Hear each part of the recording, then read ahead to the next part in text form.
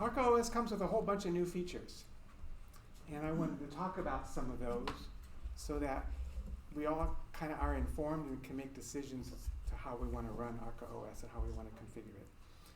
Now, with all of my presentations, I like questions anytime during the presentation. But keep in mind that I'm probably going to get to your question eventually in the presentation anyway. So you might want to wait a little bit. And I have a lot of stuff to cover. And this might run a little long. So if you have comments, anecdotes, stories, or whatever, let's kind of hold those and wait till the end so that we can kind of get through this. All right? First thing I want to talk about is terminology. Every computer you get has a BIOS in it. Doesn't matter what it is. Some of them will have a traditional BIOS in it. Some of them will have a UEFI BIOS in it. In systems that have a UEFI BIOS, it may or may not have a CSM, a compatibility support module. You can think of that CSM as like a little wart stuck on the side of the BIOS. It kind of provides the traditional interface, works with the UEFI BIOS to provide the traditional interface. It also provides a full VISA BIOS as well. So essentially, we are going to have three types of systems I'm going to be talking about. There are three types of systems we can run on. There is the UEFI BIOS system, which is a type of system without a CSM, or if you don't use it. We also have a UEFI CSM system, that is a system with a UEFI BIOS in it and a CSM. And we have a traditional type of system with a traditional BIOS in it. Now, we tend to refer to these two systems, a UEFI CSM and a traditional system, as the same thing, but they are not the same. We talk about them as being the same because they kind of boot the same way, but they're not the same. And anyone who has tried to run a DOS session or a WinOS 2 session knows that it's not the same. Those will run on a traditional BIOS system. They typically will have problems on a UEFI CSM system. And that's probably because there's probably one guy somewhere that wrote the CSM part and everybody copied the same one, only the first guy made some mistakes. I also want to make sure that everybody knows the difference between a partition and a volume. Okay, these are not the same thing. If you take your disk and you slice it up, those slices are the partitions. Then what goes in the partition is the volume in your file system, in your files. Okay, so I will be referring to these different things during this presentation. Also, I'm going to be talking about MBR versus GPT. Now, really the difference is how we keep track of the partitions on the disk. That's really the only difference. GPT disks can handle larger partitions and larger disks, but they both slice up the disk into pieces, into partitions. Now, an MBR disk has 4 slots, 4 partitions in its partition table. If you want more than 4 partitions, what we do is we take one of those slots and point it to a secondary partition table. All of the partitions that are in the first partition table, we call those primary. If the partitions are in the secondary partition table, we call those logical. A GPT disk has 128 slots for describing partitions. So all of those would be called primary partitions. And since there's 128 of them, we don't really need to point to a secondary partition table to have logical ones. And in GPT, anyway, if you want more than 128, you just make the partition table bigger.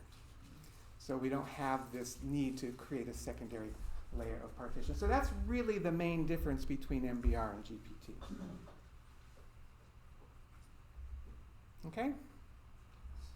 Also, one other thing I wanted to mention is with partitions and volumes, for all practical purposes these days, there's a one-to-one relationship between a partition and a volume.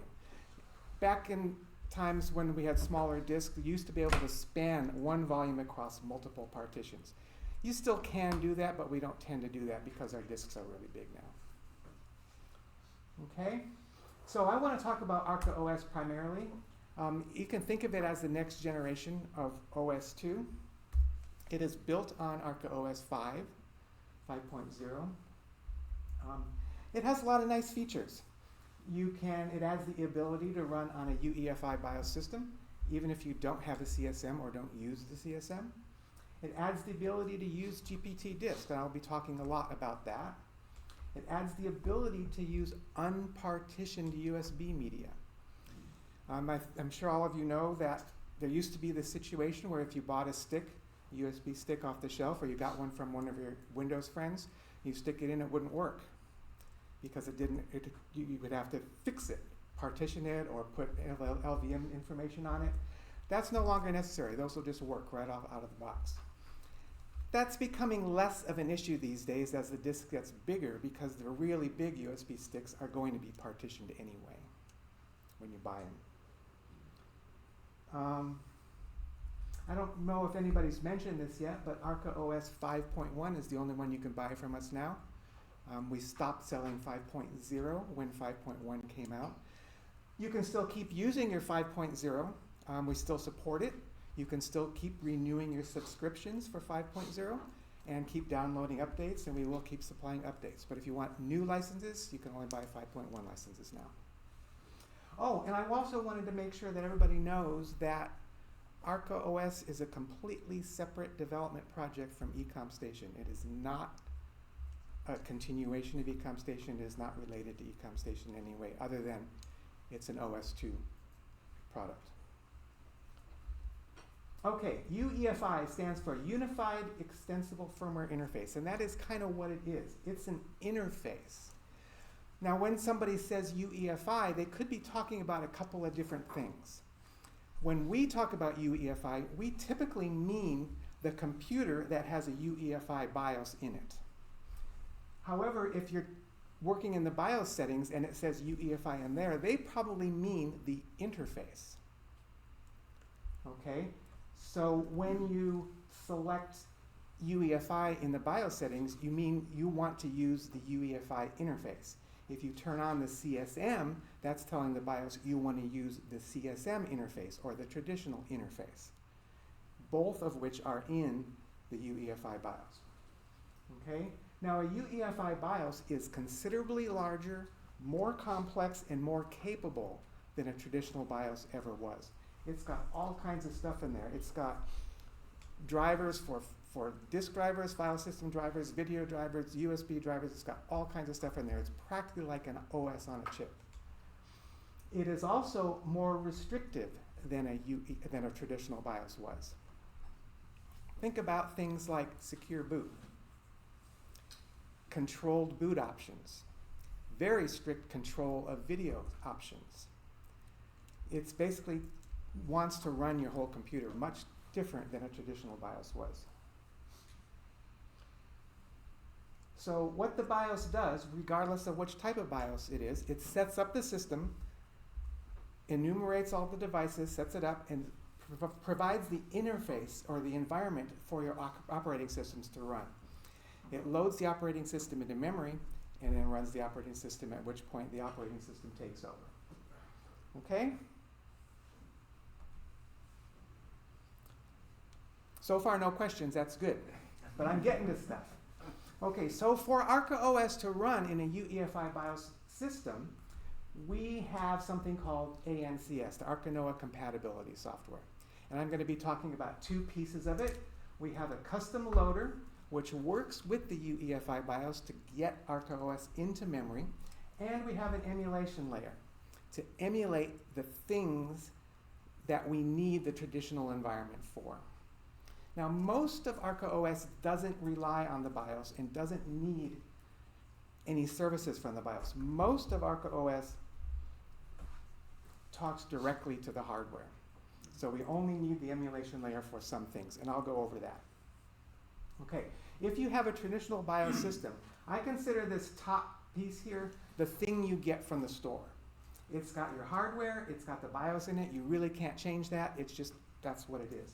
And in the traditional environment, The ArcaOS loads, our applications load, and we talk directly to the hardware, directly to the BIOS services if we need those.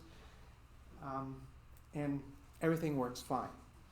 In the UEFI BIOS environment, we stick an emulation layer in here. Okay?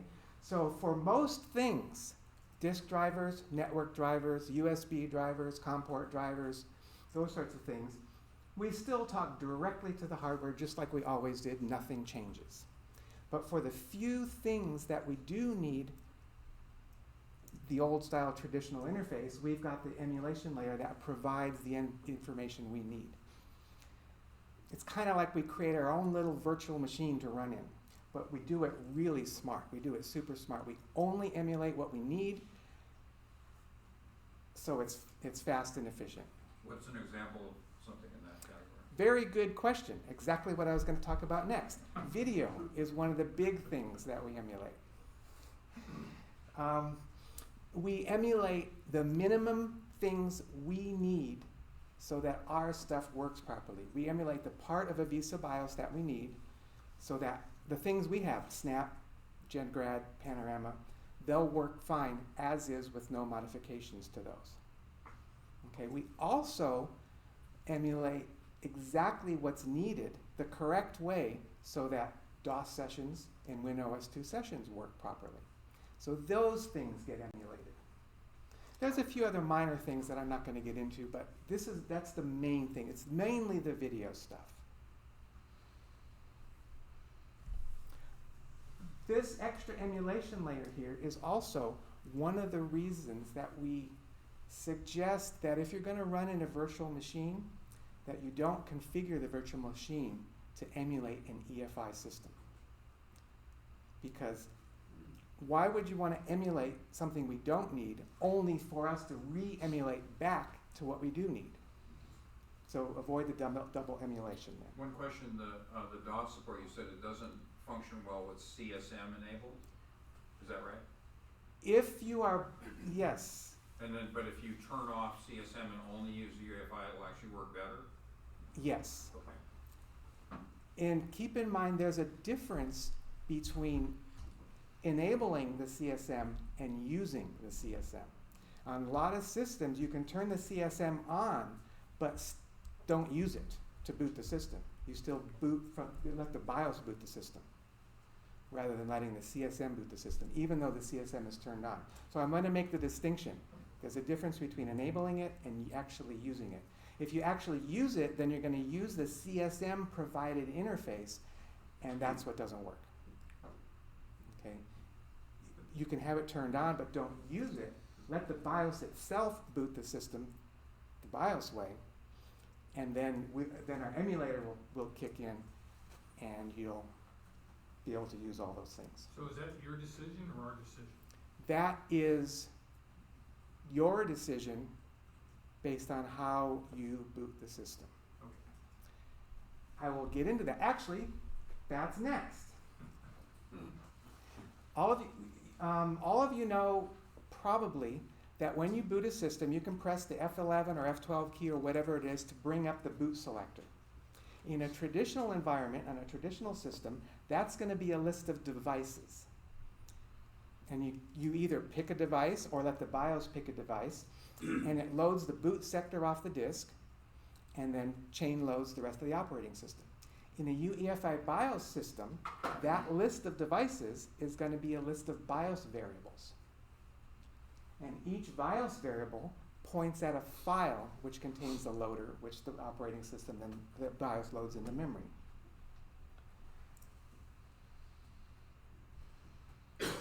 Those BIOS variables point at a file, and those files contain bootloaders, and those bootloaders will be in something called the EFI system partition, the ESP. They're all in the chip. These are going to be on your disk. The ESP is a partition on your disk. Okay? So this is one reason why a UEFI BIOS has to be a lot more complicated, because the loaders that the BIOS variables point to are files on your disk. So the BIOS now has to have the ability to find the partition on the disk. It has to have the ability to read the file system on the disk. It has to have the ability to read the files off the disk. load those into memory and run them. Okay, a lot more complicated. And in fact, the UEFI BIOS is a lot more involved in booting your system than a traditional BIOS ever was. Okay, so here's an example of what your of the two different setups. I got MBR on top, I got GPT on the bottom. Here's your ESP. It's just another partition on the disk, just like all your other partitions. These are the systems, you're going to see these later on. This is a test system I've set up for building this presentation. I've got my ESP up here on a GPT, there it is there. The type is kind of a little different here. Yes, this is a primary partition, these are logical, but you know what, the real type of this system, this is type EF, this is type 6, this is probably type 35, this is type 6, this is type 35. Down here you've got your EFI system, that's your type. This is an ArcaOS type 1, all my ArcaOS partitions there. Okay, so basically my point here is your ESP is just another partition on the disk. It's got a FAT file system in it, and it's got your loader files, your boot files in it. Okay? You'll see these again later. So you can have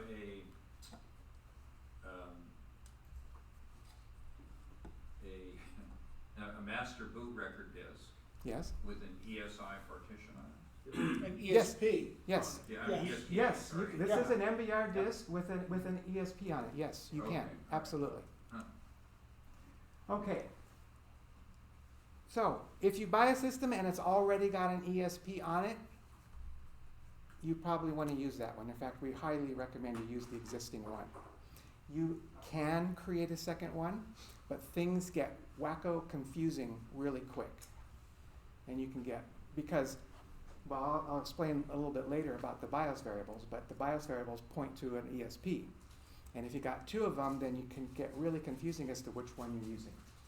If you need to create one, we have a way to create one. In Mini LVM, everybody knows what Mini LVM is, right? The Installation Volume Manager, right? What's that? We have a handy dandy little option here, create EFI system partition. It's in the system menu, and this kind of does it right for you. You don't have to think about it. It creates all the defaults for you. You can create a partition and a volume all by yourself manually, and that will work too, but we recommend you do this because, it'll create it correctly for you. This is also the way you would manage stuff in your ESP. Like, for example, if you want to add or remove the boot manager. In a UEFI BIOS situation, you have the boot menu, you can either install or update it or remove it. In a UEFI BIOS environment, that will add or remove the AN launcher, the ArcaNoa launcher. What did you say again? I'm sorry. What did you just say? This boot menu option here will install or remove the AN launcher if you're booting in a UEFI BIOS configuration. If you're booting in a UEFI CSM or a traditional environment, this will add or remove the AirBoot boot manager. Okay. Holy smokes, what does remove do? It will remove it. In a UEFI system that removes AN launcher. It removes AN launcher, so you're leaving the OS2 loader. And I will get to that later too. Okay. Where is the AN boot manager installed? In which partition? I will get to that Okay. coming up. Yeah. Okay. So the AN launcher is another thing in the ESP partition. Yes, wait till the Similar- next. Yes, wait till the next slide. Right. No spoilers. To create the partition, Mini LVM creates the partition, but to do anything else with it, to format it, to put the files in it, to add or remove the launcher, or whatever, it calls this utility, esputil.exe. You can run that manually as well. It's pretty safe to use, but Mini LVM calls that, the installer calls that. That's what we use to manage the ESP. Okay. But in a normal install, we don't need to see anything. It'll just happen. Well, in a normal install, if you're installing to a blank disk, you will need to do this. You will need to create your ESP, and then it'll be done. And then it'll show up in the installer, and you can install to it. So this is part of the regular installation. This is part of the regular installation. Yes. Okay, thank you. So isn't there in the traditional UEFI BIOS, isn't there essentially an ESP util where you can, now, ArcaOS may not be visible, but you can adjust those boot files within, because you can see all the boot files, network boot, hard disk boot, USB boot. I don't, Other operating systems are going to provide their own tools to do that. For instance, Windows provides tools to manipulate no. the content of the ESP. Linux has tools to manipulate the content of the ESP. I thought that was built in some of the versions of No, Linux. Okay, no, all right. no. That's all operating system provided. You may be referring to BIOS variables, which I'll get into. You had another question? Yeah, I take it, and this is where I've been running into problems, I take it that you need, when you get a blank disk, you have to start with the boot, installing the boot memo first, boot menu first, If you a blank disk. have a blank disk, in order to install to a blank disk, you've got to have some partitions on it in which to create volumes in. One of the partitions that you have to create for a UEFI environment is you have to have an ESP. You have to have an Yeah. EFI system partition. So that's just one of the other volumes. You got to create your install volume. You got to create your ESP volume. If you do that option where it says create a single volume and don't ask me these questions, will it take care of that for you, or you No. always have to do that? You will have to create the ESP. Okay. You still have to select an ESP on the volume selector, and if no ESP exists, you'll have to create. That's correct. Okay. That's the better answer. And you Yes. can't proceed until you've done No. it? Correct. You won't let you proceed until you've got it. All right. What is it that identifies an ESP as one of those? How does it know it's an ESP? The type, partition type. If it's UEFI, it will have Because an it- EFI system because- identifier. It's because of the type. Yeah. Oh, okay. It identifies the type. See, this is a type Right. UEFI system. This is a type EF system. Okay. That's how it knows. It's the BIOS just has to be able to find it. Let me go on, because a lot of these questions I'm covering in later slides.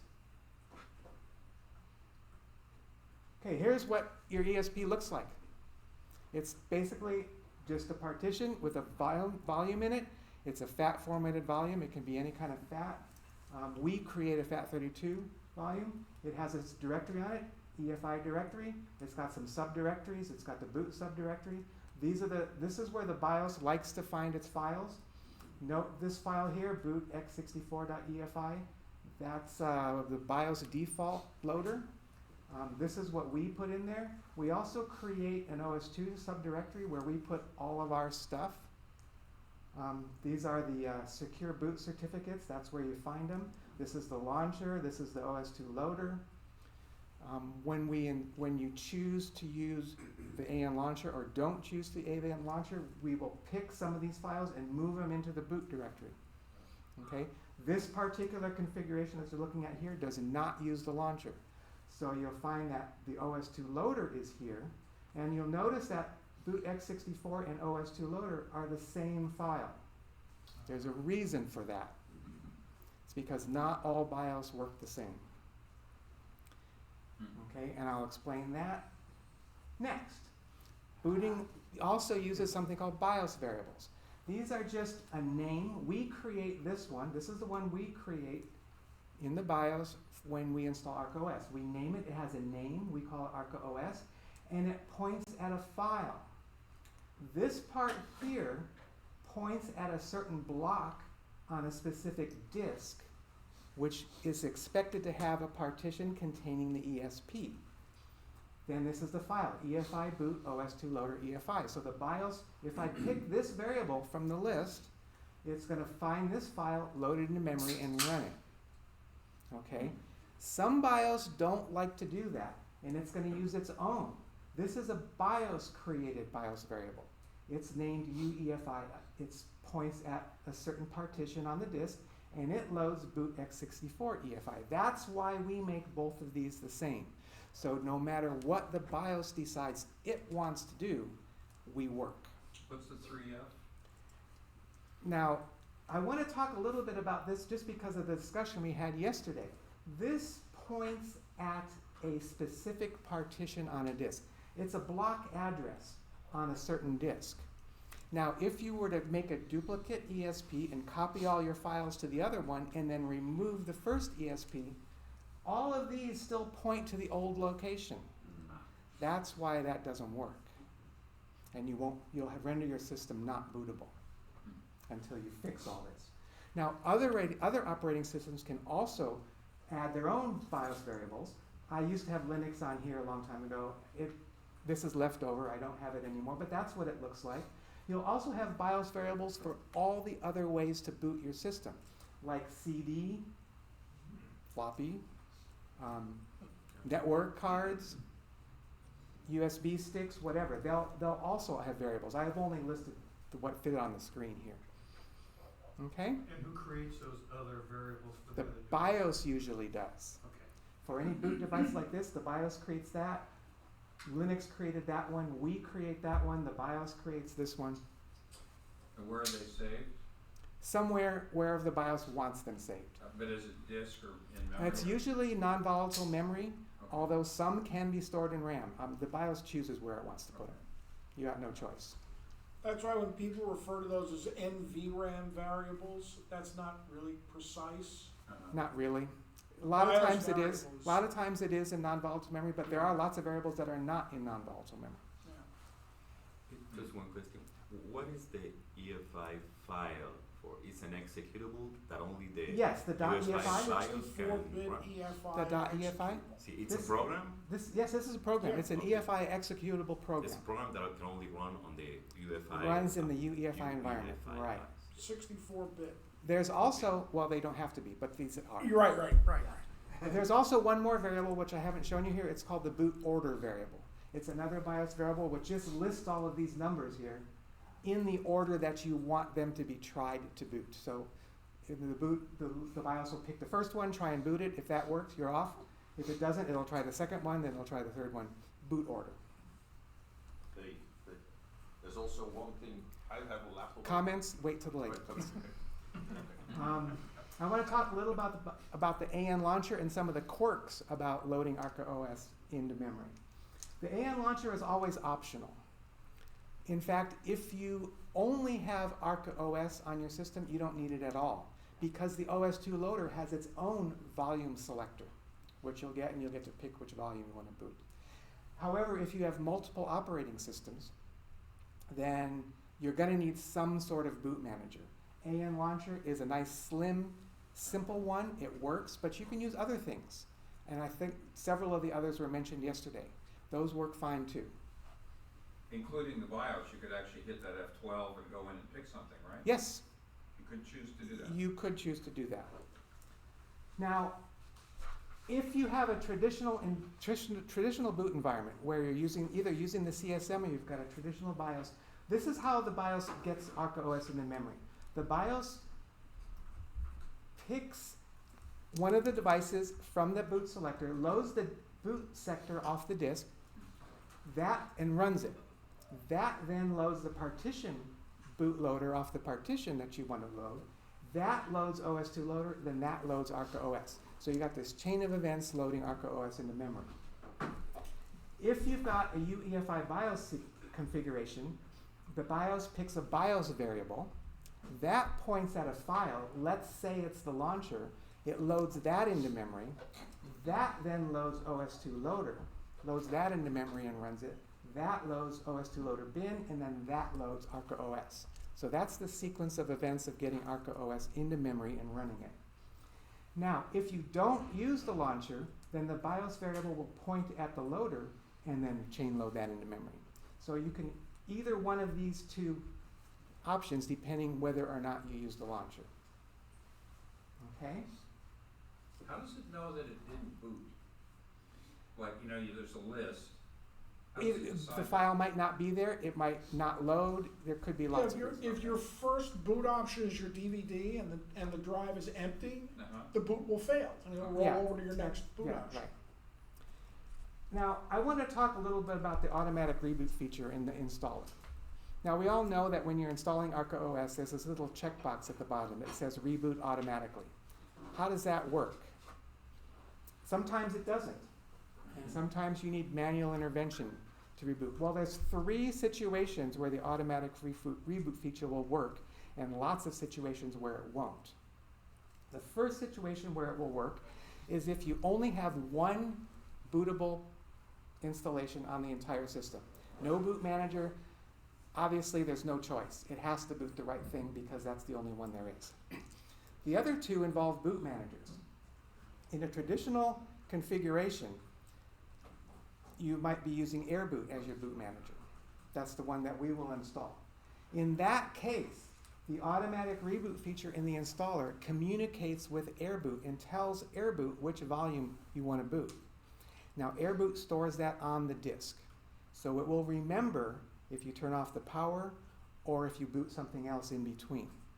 When AirBoot finally executes, it will remember which volume you wanted to boot and then boot that one. Okay, so that's kind of how that works. If you don't use AirBoot and you use some other type of boot manager, chances are you're going to have to manually intervene and make sure the correct volume boots.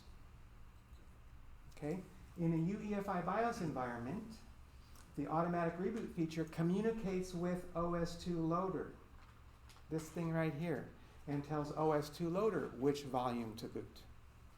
Now, OS2 loader stores that information in memory. So if you turn off the power, it will forget. If you boot something else that fills up memory and overwrites memory, it will forget. And manual intervention will be required. Okay? Also, beware. It tells OS2 loader. Now if you're running the launcher, look at the boot sequence. It won't know which partition or which volume to load until it gets here. So when you're installing ArcaOS and you're using the launcher, you'll see the launcher load and you'll see all the menu of things to think, and you go, oh, I need to choose which disk to boot or which volume to boot.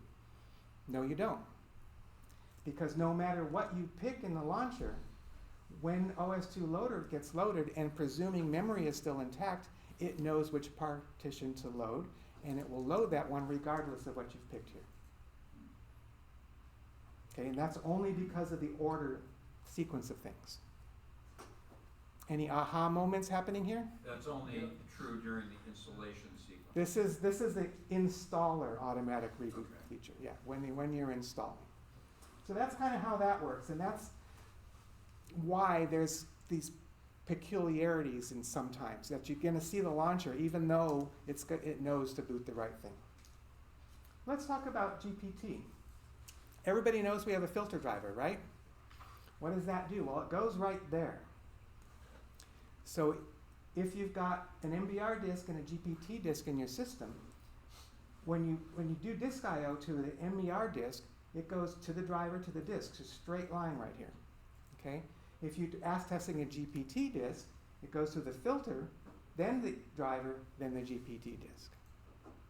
So it's got a longer path here than it does here. What's the overhead of that? Well, funny you should ask that. I'll get to that. That's right here. The reason we do that with the filter driver is because ArcaOS only works with MBR disks. Okay, so we have this filter which emulates an MBR disk in the GPT partition so that ArcaOS only ever sees MBR disks. Okay? Now, any disk utilities that you have, looking at a disk, it will only see the emulated MBR disks. It won't see the GPT disks, except if you use Mini LVM. Mini LVM has been modified to accommodate the emulation and hide that emulation from you so that you only see, so it looks like you're partitioning a GPT disk. And it handles the emulation for you, and it handles the partitioning of the GPT disk. Okay?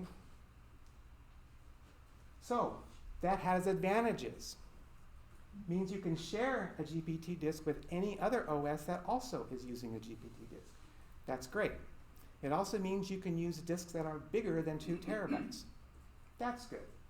However, your partitions that ArcaOS uses have to be smaller than 2 terabytes. Why? Because we emulate an MBR disk in that partition. And we all know that MBR disks can't be larger than 2 terabytes. Right? You got to use Mini LVM to manage those partitions, the ones that ArcaOS uses. Why? Because you also have to configure the emulation. It's not enough just to create a GPT partition. You have to manage the emulation. And Mini LVM handles that all for you very nicely and very transparently. There are manual ways to also configure the emulation, but I'm not going to go into that. Use Mini LVM. It's the tool to use. Regardless of whether you've got an MBR disk or a GPT disk, use Mini LVM. It does all the hard work for you. It makes sure everything is done and it's going to work. Now, the emulator emulates one MBR disk with one partition in it in one GPT partition. So there's a 1-to-1-to-1 mapping. Okay? Now, even though we emulate an MBR disk in the GPT partition, it doesn't mean you can then go and partition that MBR disk. It magically comes with only one partition in it, and that one partition maps directly to the GPT partition.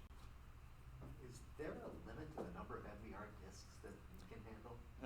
Yeah, Ah. yeah. And of course, this is an emulation. And as an emulation, it's more complex, it consumes more system resources, and it's slower. Now, I went to some painstaking effort and measured exactly how much slower, and it's between 10 and 20%. Now, for normal, everyday things like compiles, editing text files, you're probably not going to see that because caching will mask that. All of our file systems have write behind and read ahead caching. So if you have intermittent transactions, the caching will cover that up and you won't even notice. You'll notice the slowdown if you're doing very large, persistent, intense disk accesses, like backups or stuff like that. But that's just the way it is.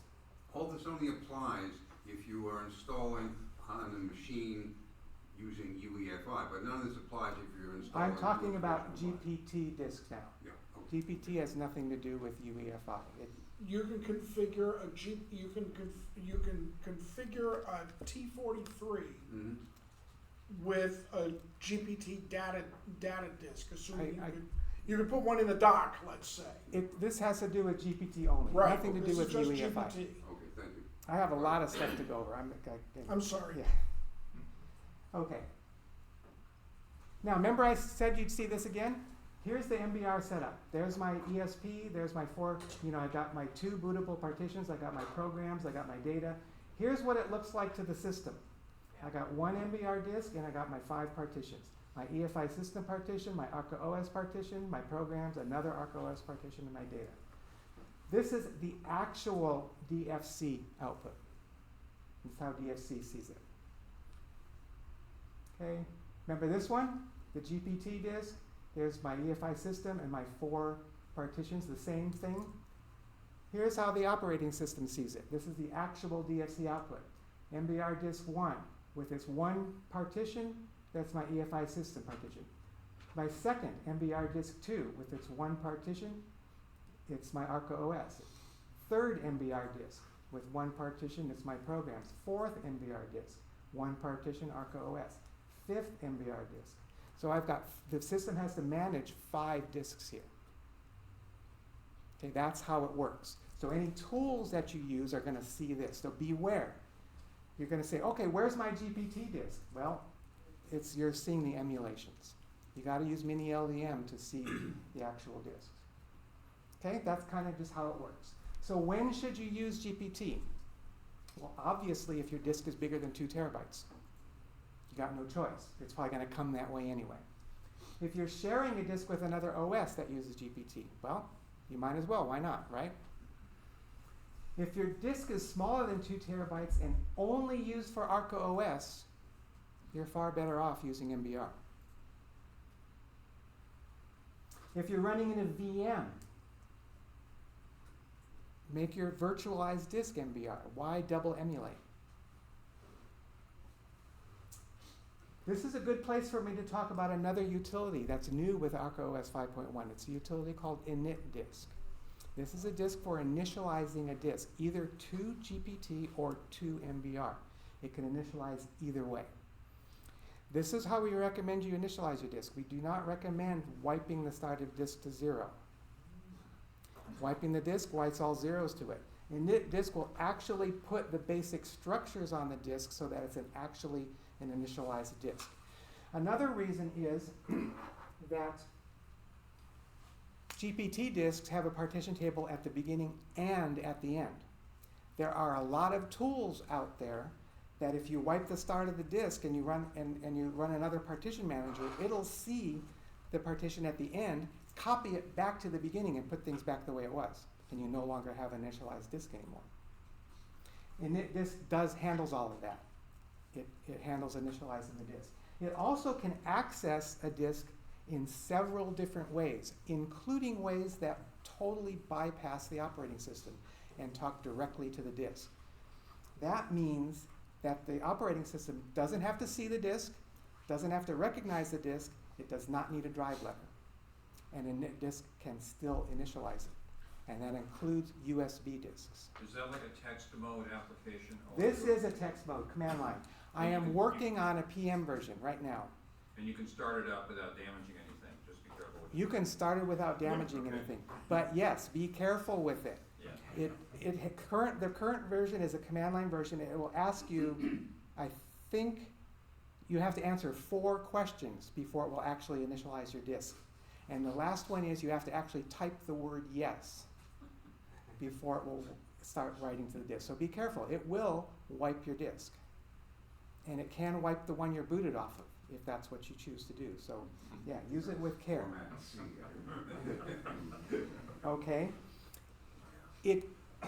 Like I was saying, it can access the disk even if the operating system doesn't recognize the disk.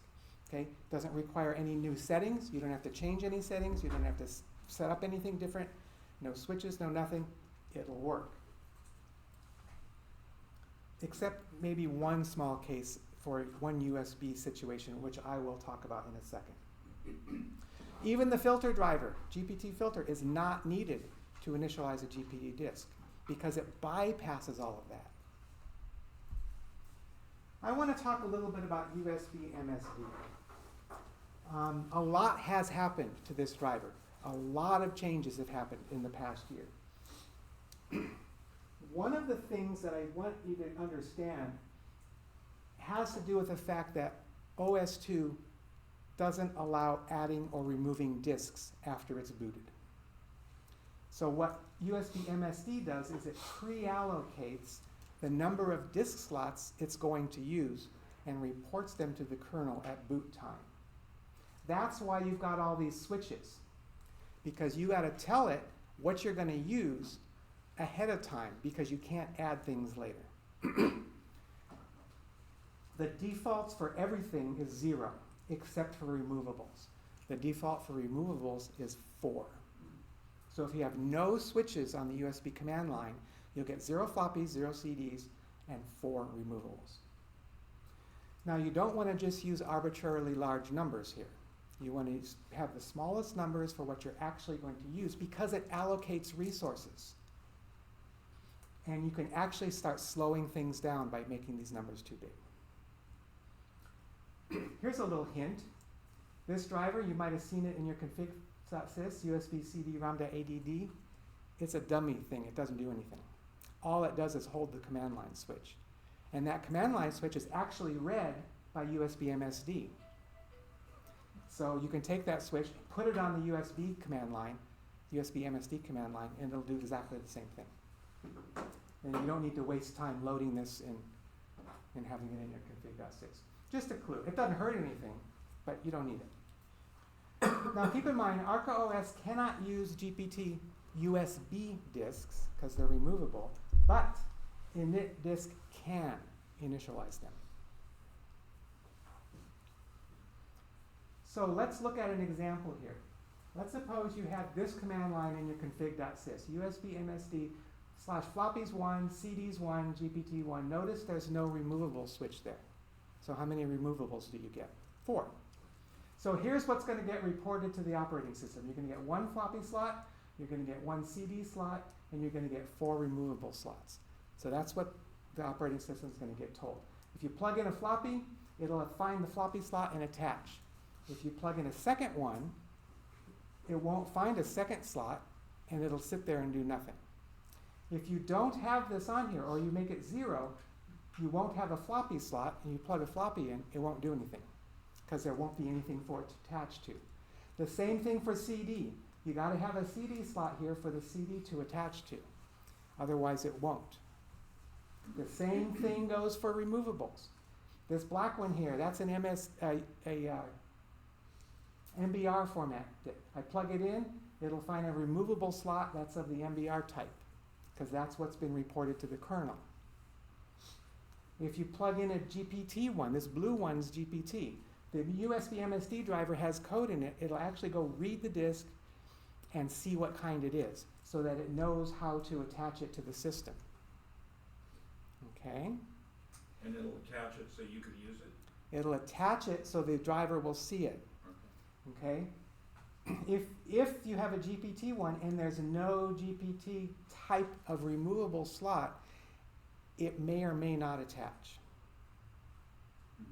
If it doesn't attach, you're going to need to tell it that one of these slots is a GPT style, then the GPT disk will attach, and then init disk can see it. ArcaOS still can't see it, won't use it, because it won't work, but init disk can see it. Okay? So this is how, if you get one of these and it's GPT, you can turn it back into MBR without having to use another type of operating system. Okay? So the removables, the number of removables are shared between MBR and GPT, and you have to specify the number of GPT slots that are in the removable thing. That's correct. And you typically won't use this because you can't use them anyway, but this is just kind of like an out so that you can initialize it if you need to. Why is there always an A and B drive? Those are floppies. That's, No, but if you don't have them, that's just built in. that's a kernel thing. That's a kernel thing, yeah. Now, this is a good time to bring up something about USB card readers. Suppose you have an 8-slot card reader and you plug that in. An 8-slot card reader is going to need 8 of these removable slots. Well, what if you don't have 8? Which, is it going to work? Well, 4 of the slots on the 8-slot reader probably will work, and 4 won't. Which 4? No idea. Your guess. You're better off making sure you've got enough removable slots for the card slots. That way they'll all work. Some won't even attach unless it can map all 8 of them, or all whatever. Most of them will attach some of them. But you're better off. So that's probably will answer a lot of questions, is why didn't my card reader work? Because you got to have enough slots for however many card slots there are. Make sense? Yeah. Let's talk about some VM considerations. Just to kind of review, don't configure your VM for EFI emulation, because you got the double emulation issue again.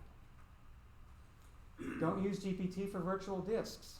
You got your double emulation again. I mean, you can, it'll work, but why? Now, in VirtualBox, and also in VMware, because I've been playing with VMware a lot lately, the IDE emulation seems to be far better than the others. The others work, but they're slower. So you might as well use the faster one if you're interested in performance.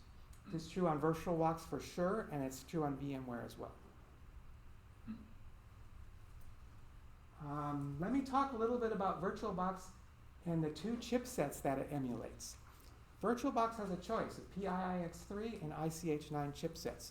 They both have ACPI defects. However, the PIIX3 ACPI defect is non-fatal and works just fine. Okay? Now, the PIIX3 chipset does not support MSI, message signaled interrupts. That's important for XHCI and NVMe. The NVMe driver, if you're going to use it, requires an exclusive interrupt, which you may not get without MSI. So that might not work. XHCI also works best with an exclusive interrupt, an MSI interrupt. And if you don't have that, XHCI will still work, but it may not work as well. Okay? The ICH9 chipset does support MSI, but the ACPI on that's totally broken, and most of your other things won't work. So you probably won't even get it to boot with the ICH9 chipset. And you can avoid that by using IDE. Yeah, if you're, the performance is best on IDE, you might as well use it. AHCI is not affected, it uses regular interrupts, so, but it's slower. The emulation is slower. I mean, the AHCI isn't slower, it's the emulation that's slower. Okay, so we recommend, and if you look at the wiki shows to use this chipset and use the IDE emulation, and you have the highest performance. But the Just some quirks. USB 3 on The USB 3 should be fine. should be okay. Okay. XH should be fine. I think you answered one of my questions. It works better with a message signal interrupt than MSI, but it will work with a regular interrupt, a shared interrupt as well. Okay. NVMe won't work with a shared interrupt. If it has to share with somebody, it won't work. It requires an exclusive interrupt. That's why it will prefer an MSI. Okay? We have a system evaluation tool, new with ArcaOS 5.1. So you can take your installation medium, whatever that is, whether it's a CD or DVD or a USB stick it in the system and boot it, and the first menu you're going to see is this one. When you see this, press Alt F1. Then you'll see this. Okay, if you select diagnostics here, then you'll see a menu that looks like this. It's got a bunch of things you can look at. Go ahead and look at them, that's fine. The only thing that will write anything anywhere are these two things. And that's things that we may ask for if you open a ticket. This is the thing I'm going to talk about here. You pick that, and you'll see a screen that looks something like this. Now I'm going to show you two screens here, and you're going to have lots of questions. Wait till the end of the second screen, because I'll probably answer all the questions. This does some pretty basic checks of the system to kind of see if ArcaOS will run on the system. I do a very primitive processor check. This one has an Intel Celeron CPU in it, and that's a pass, obviously. It does a physical memory available. It shows you how much physical memory will be available to ArcaOS should you want to run on the system. This one has 1.5 gigabytes. Anything over 1 gigabyte is a pass. Okay? It also does a PCI address check. This checks to make sure all of the PCI devices that we need have 32-bit addresses. If any of them don't, it's going to tell you about them. It also looks for all of the devices that we need to run and make sure that they are usable by ArcaOS. It'll check storage, Ethernet, it's a display adapter. When it checks for storage adapters, it makes sure that we have a driver for it and it'll run. Ethernet, same thing. Obviously, the display adapter will work with Panorama. Audio adapter will probably work with UniAud, and it found a USB adapter. Now, you don't actually need Ethernet or audio for that matter. No, you don't. Okay. But it's going to tell you for a typical system.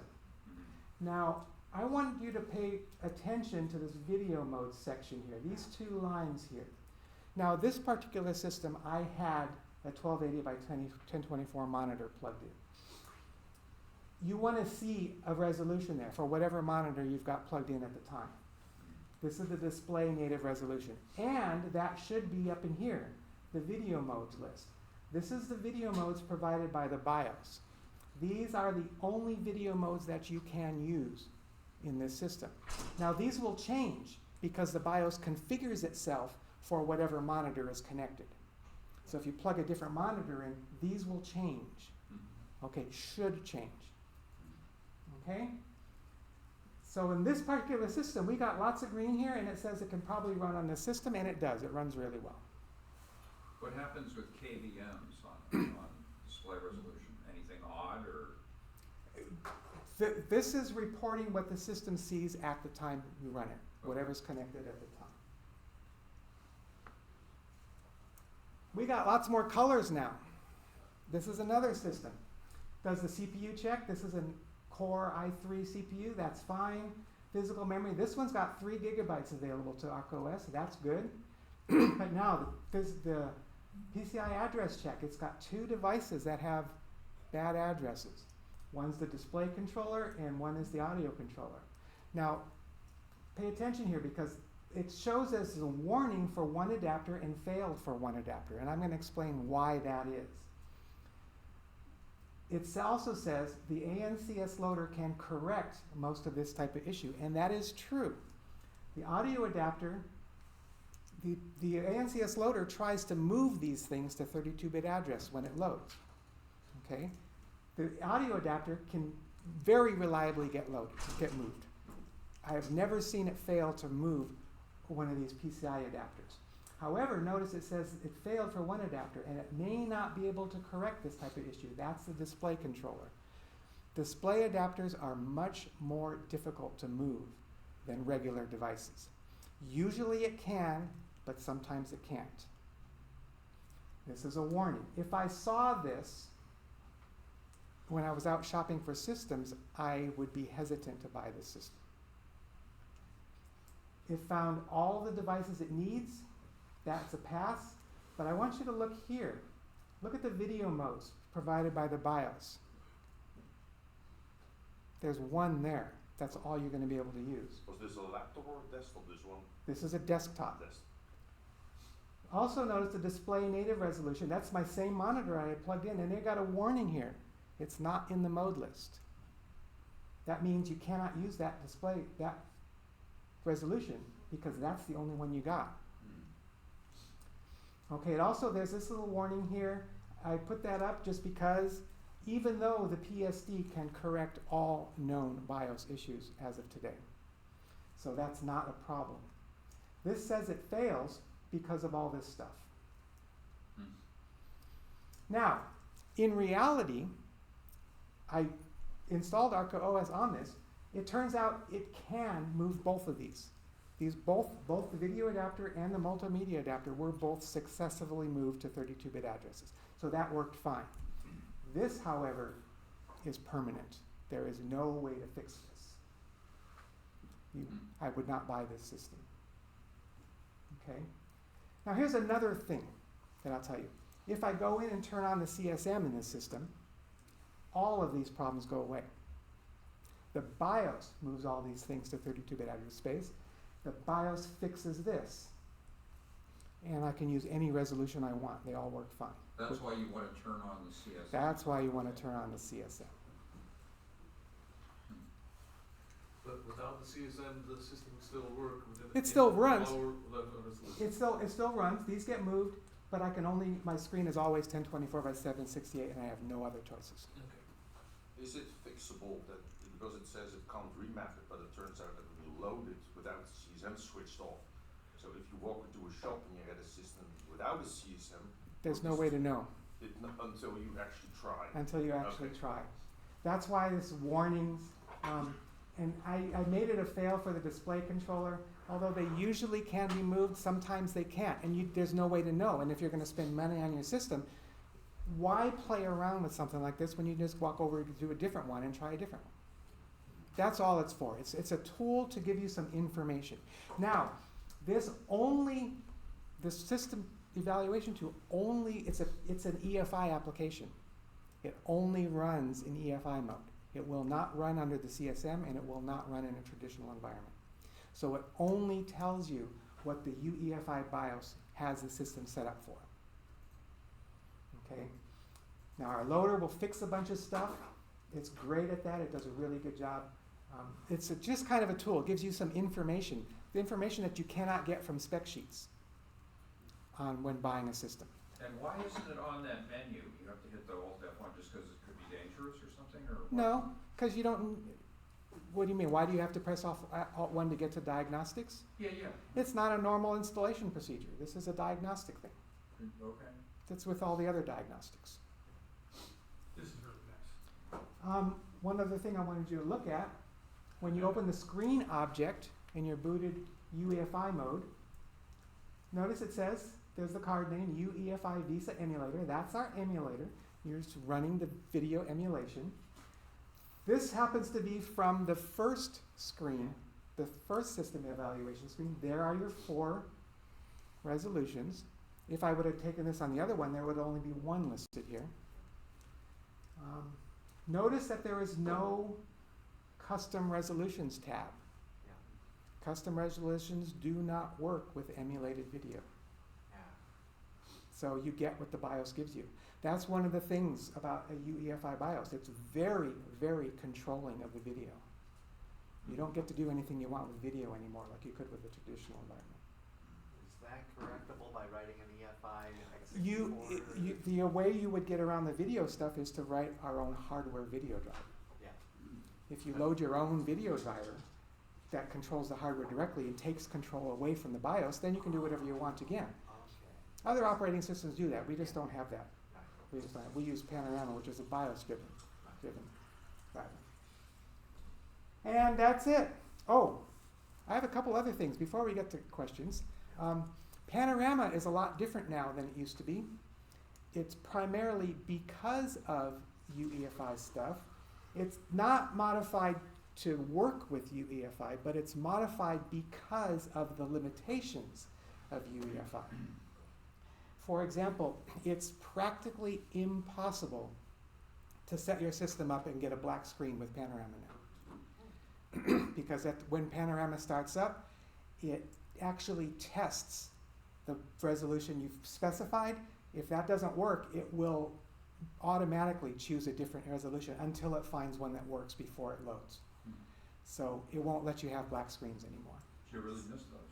Yeah, well, it was so easy to do with UEFI that I had to do something. It's so easy to get a black screen, so easy to get a bad resolution. I guess that's it.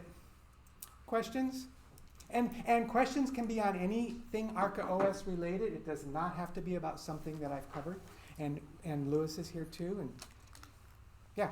Okay, 2 quick questions. You mentioned that there's secure boot support. Yes. Did you guys have to work with Microsoft to get a certificate? How'd that We work? have our own certificates which need to be imported into the BIOS for the BIOS to recognize it. Okay. How you do that can vary. Some BIOS allow you to have the tools right there built in. Some require a utility separate from that. And Roderick has been working on that. He's got the tools. Okay, I appreciate it. And one other thing, I'm a little OCD. I don't know if I want to see the EFI drive in my drives. Is there a way to hide the drive letter? Oh, yes. The ESP does not need a drive letter to work. It only needs a drive letter for us to get at it and put our files into it. You can remove the drive letter if you want. Yeah, Okay. absolutely. Only the BIOS needs to see it to boot the. In We fact, don't need to see it. pretty much recommend that you don't keep a drive letter on the EFI, It doesn't on matter. the ESP, only because you don't want to write something there Sure. and mess something up by accident. That's true. That's true. You know, if it has no letter, you can't reformat it. Yeah.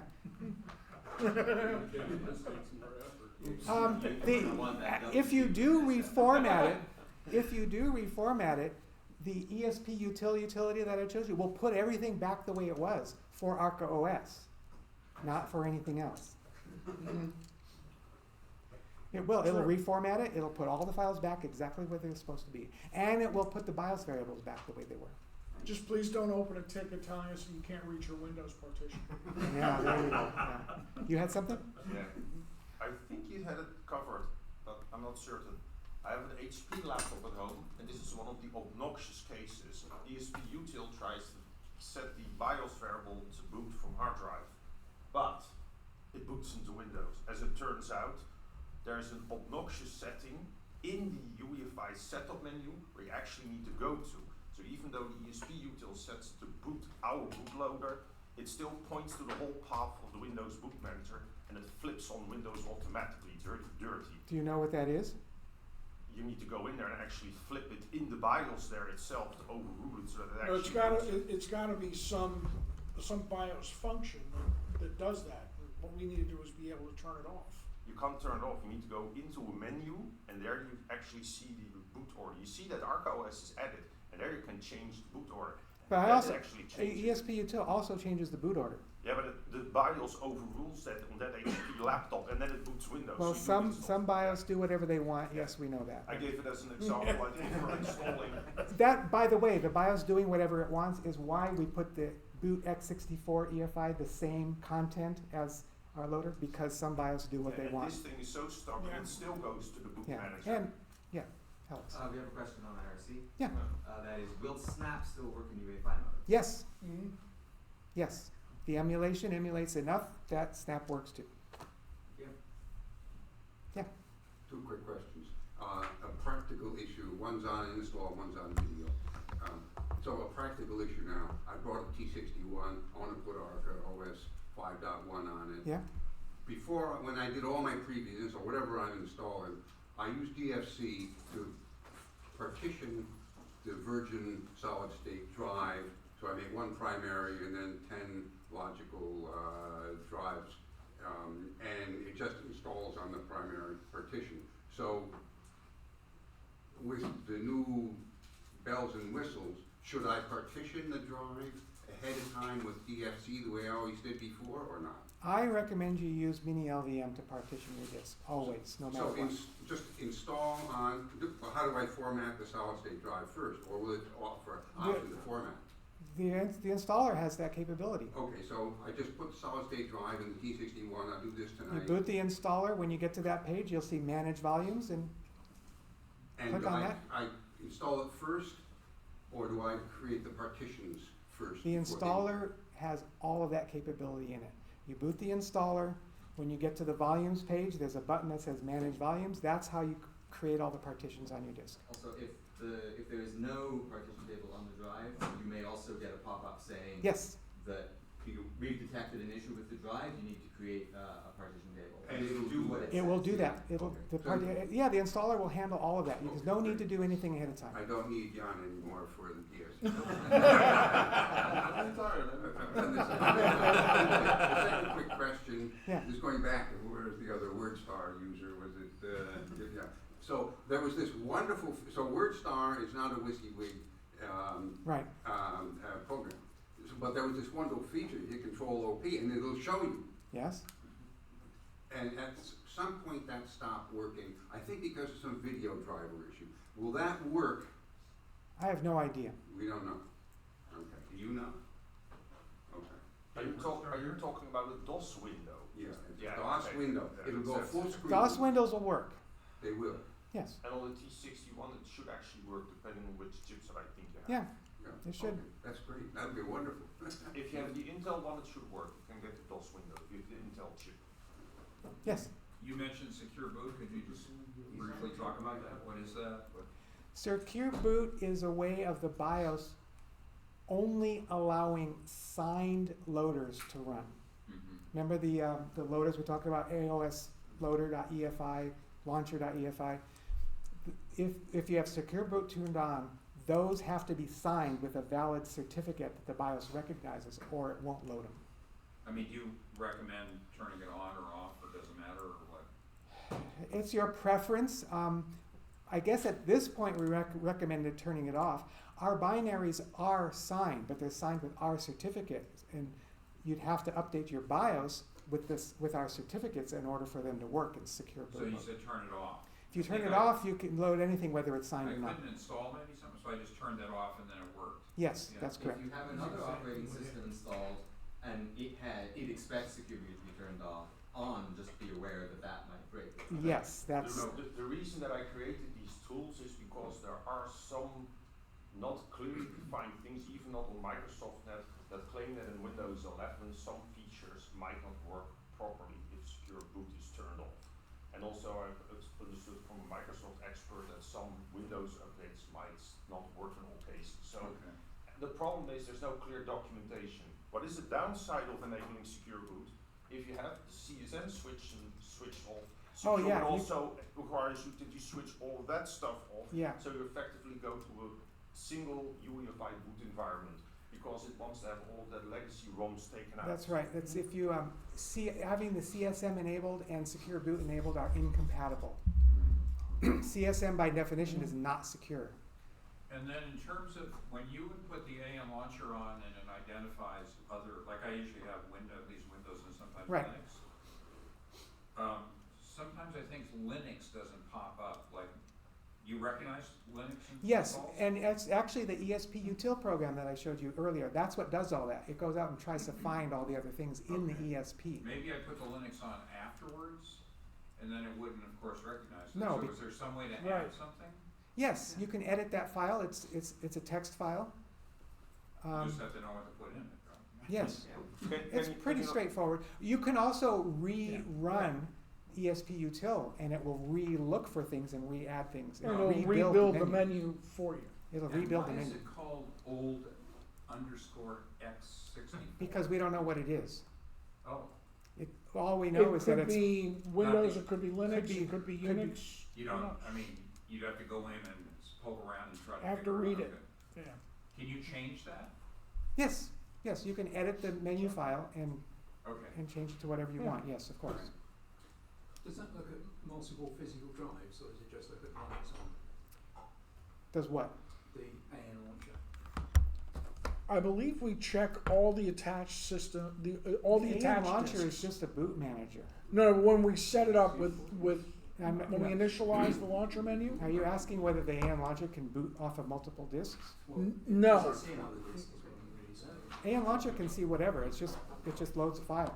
It's a file name. he's asking ESP util. Does ESP util search multiple disks? No, it looks in the ESP only. But I think if you have an ESP with multiple operating systems on multiple hard drives, like the ESP should already include them if they've been set up. Yes, the ESP utility only modifies the ESP. It only looks in the ESP. Whatever is in the ESP at that time, regardless of where it points, it Right. doesn't matter. The loader files are in the ESP. It and- catalogs the loader files that are in the ESP. You could have 15 physical disks attached to the system. You could have 2 physical disks attached to the system. You could have 1. Yeah. You could have no disks attached to the system. As long as there's an ESP, which has got to be on one page. Your, See, see, you your, just your, go your through what's on ESP looks ESP. like this. It's got an EFI directory. Mhm. We have an OS2 directory. There might be others. There might be Windows. There might be Windows, right. OpenSUSE. There might be whatever.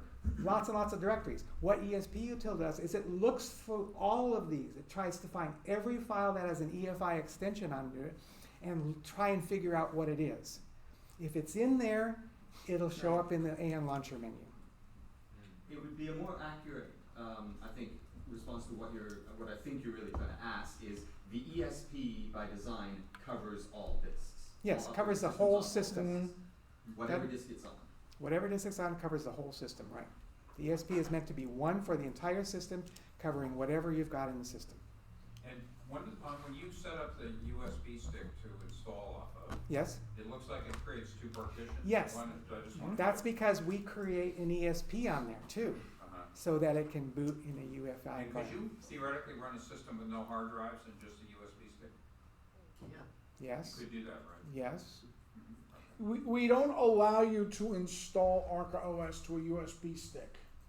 Oh, No. okay. So when you have to select your system volume, USB attached volumes are specifically blacklisted.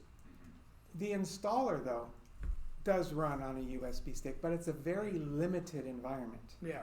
It's not a full-blown installation. Oh, one other question is, you mini LVM, Yes? is that only available during install? Nope, it's available all the time. It's called the Installation Volume Manager. It's in the System Setup menu. What's it called there? It's got a different Volume name. manager, logical volume manager, We've simple. gone through a few different titles Yeah, for we- the icon. Or it's easy to just open up a command window and type mini LVM. Okay. Same That thing. works. That works. Or if you right click on the drives folder, there's a manage volumes menu option. There you go. That's another way. So It's And always in that- available. In that pull down for all the system stuff, there are 2 things for managing volumes. Is it one of those? Yes, Okay, the Yeah. simple or the complicated? simple. Okay. What's the Complicated is IBM's Java, Monstrosity? yes, for want of a better word. Now remember, mini LVM is the only one that's been modified to handle the GPT Right. emulation.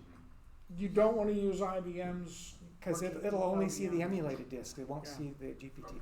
I mean, yeah, if you're clever, you can make it work, but I would not recommend trying. So why is it on there? Nostalgia. History, There's a certain reluctance to just excise things that IBM included and Right. some customers might expect. right, If you're on an NBR Yeah. system. I've had these problems, and I'm struggling to how to articulate them and ask the question. I've got, I'm trying to put a 5.1 on a GPS system that want to have Windows 11 on it. yeah, I'm using a NVMe on it. okay, From Samsung, from Corsair. that's fine. From, and Team Group, and I fail each time because I can't get the thing to boot. I can't get it won't let me, I can format, or set up partitions, format partitions, find a way to do that, but won't let me, give me a volume that I can install to. What am I missing?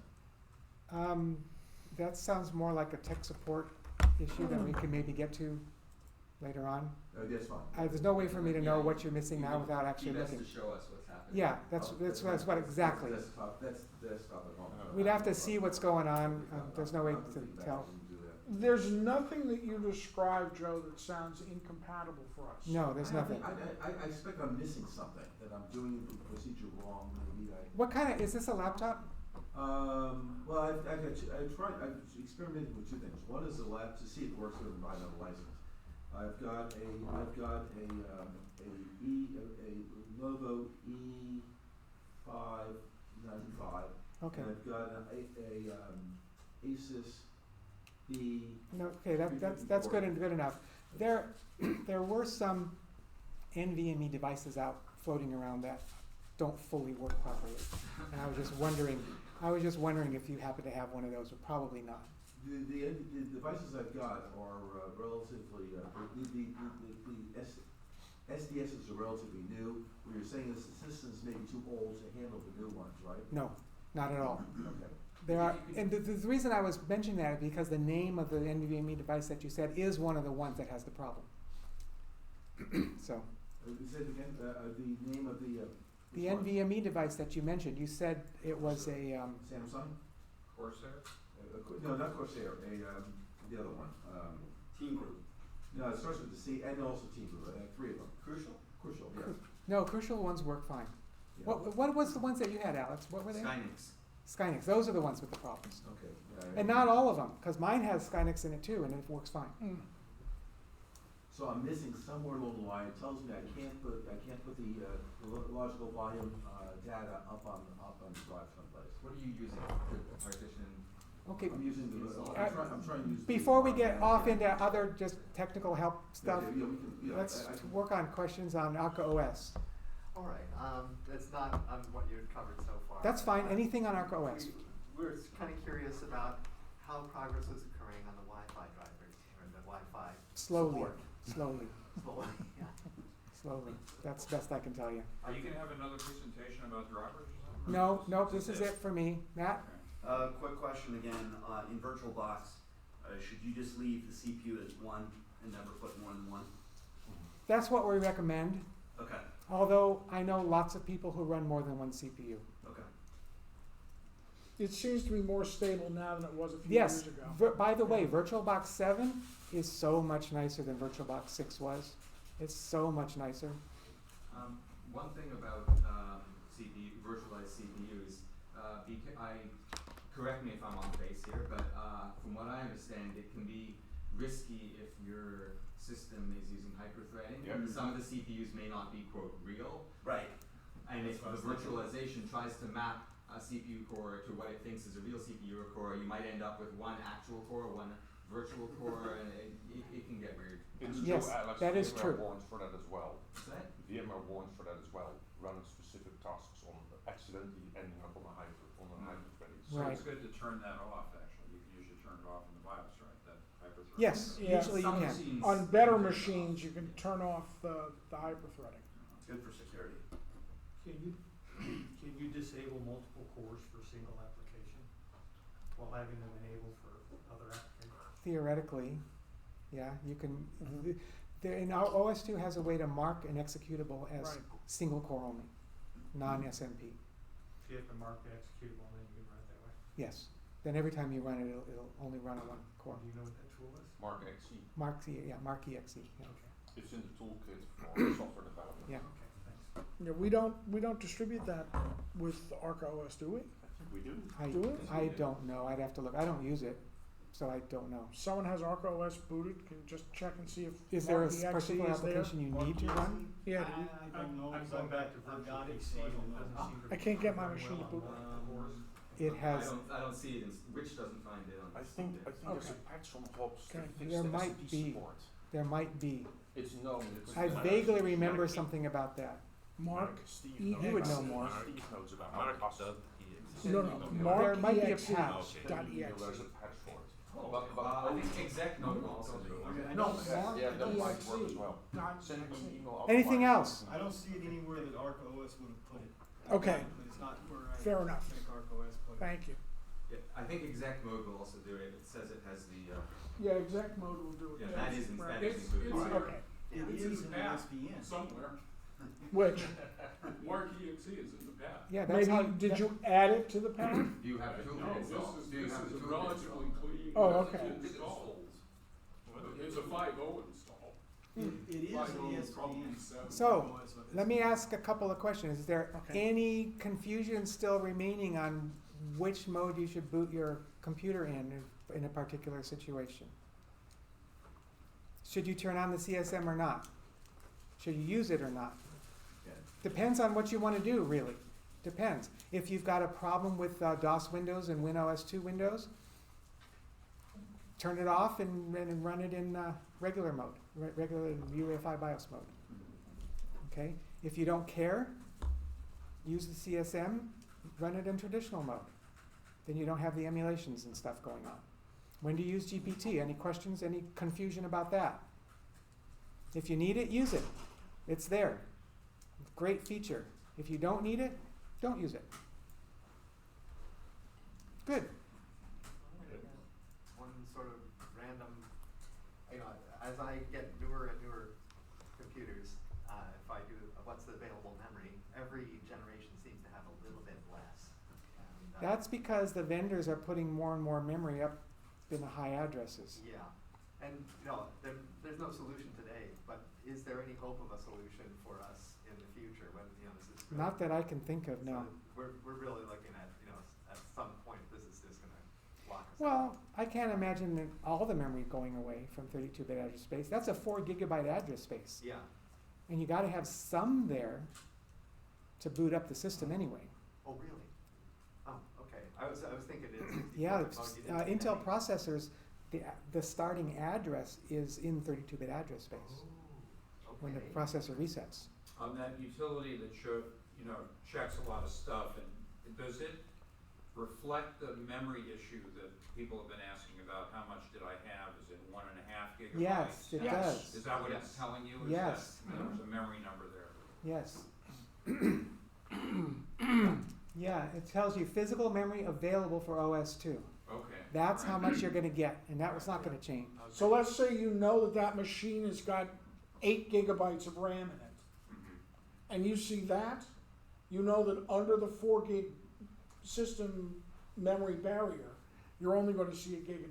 So And I they're- got lucky with that little computer I bought that it's Yes. all available. Yes. I mean, the maximum you can have is not quite It's- 4, right? Yes, not quite 4. It's This the one, mapping this one's doesn't got allow 3 us to use it for gigabytes. that, but you Okay. can use it for the RAM disk. Pretty Yeah, mine had decent. like 3.7. Yeah, pretty So in decent. other words, if you have That's 8 not gigabytes, Yeah, This is an that's HP. incredible. This is an HP system, by the way. 3.6 round in there, something like that. Is it generally not better to buy a laptop indeed without a gaming video card in it, because they tend to have very big video memory portions? You know, that's a good point. Hang on, Matt, 1 second. Roderick brought up a good point that the gaming laptops tend to have fancy video drivers with lots of memory. Those are the ones that are hard to move.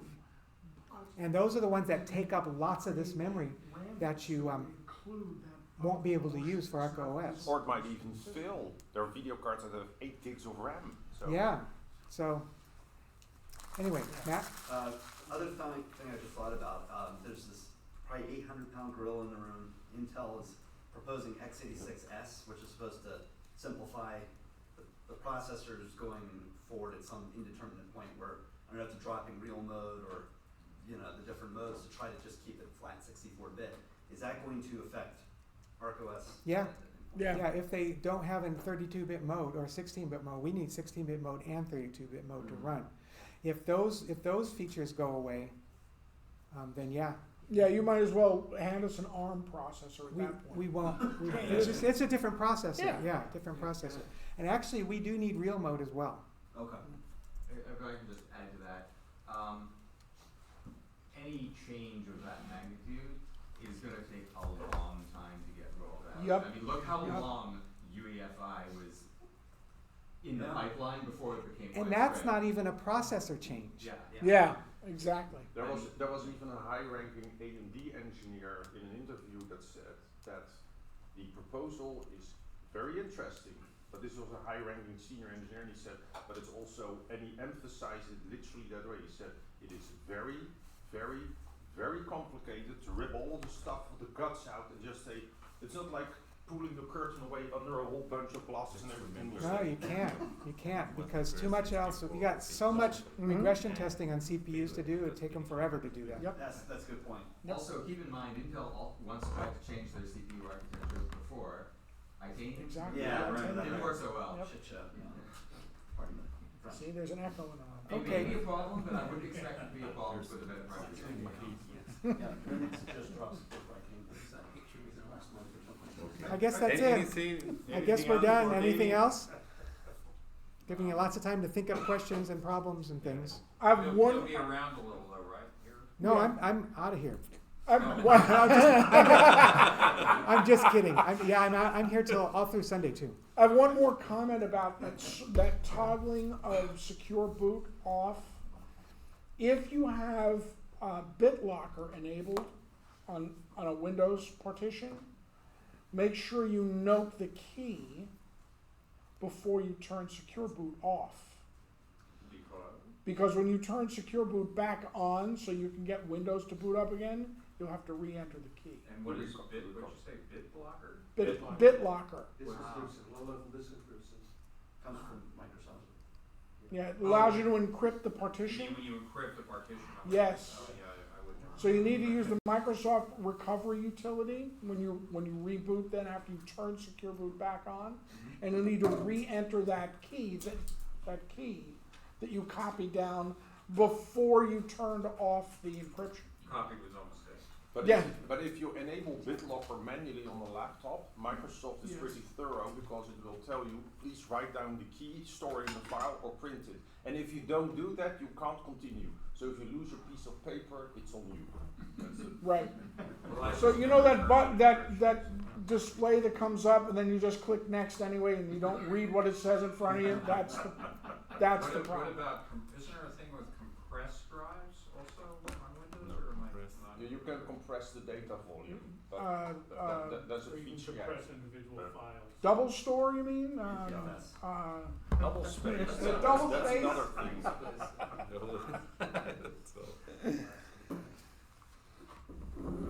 I think that was it. I just wanted to mention the BitLocker thing because it's another complication. By the way, what were you using to, what is that thing, a tablet? Yeah, this is an iPad. Oh, it's iPad? This is an iPad. Yeah, and I ran my presentation using Keynote. It's an Apple thing. Okay. It works well, convenient. I didn't do any of the fancy animated slides and anything this time. It wasn't an OS2 tablet? No. No. Well, it's nice because it lets me. I ran the presentation on my phone, and then I remote controlled it with this, so I could read all my notes and Sure. remote control, wireless remote control. Works really nice. In your presentation, which you're going to submit to Louis to Oh, put no, up that's on the secret. website, are you going to include any of the narrative or only the diagrams? The slides only. On the slides only, okay, so it's good that you. Most of the narrative was just me talking. I don't have that written. Were you being filmed by our video videographer? Yes, Okay, so it's all, the video's gonna be. yes, yes, yes. Okay.